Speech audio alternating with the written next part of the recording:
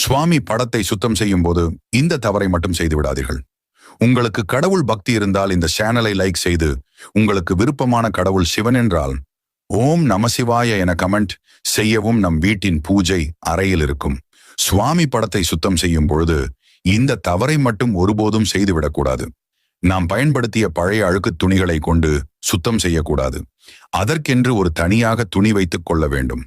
நாம் ஏற்கனவே வைத்துள்ள சந்தனம், குங்குமம் அவற்றை அந்த துணியால் துடைத்துவிட்டு ஒரு பாத்திரத்தில் பச்சை கற்பூரம், பன்னீர், ஜவ்வாது கலந்த நீரில் நினைத்து சுவாமி படங்களை துடைக்க வேண்டும். இப்படி நாம் செய்யும் பொழுது நம் வீட்டின் பூஜை அறையில் எப்பொழுதும் தெய்வீக மனம் வீசிக்கொண்டிருக்கும். நாம் செவ்வாய் அன்றும் வெள்ளி அன்றும் சுவாமி படங்களை துடைக்கக்கூடாது. அதற்கு பதிலாக திங்கள்கிழமை, வியாழக்கிழமை செய்துவிட வேண்டும். அதே போல மாலை 6 மணிக்கு மேல் சாமி படங்களை சுத்தம் செய்யக்கூடாது. இதுபோல செய்து வர நம் வீட்டில் என்றும் கஷ்டம்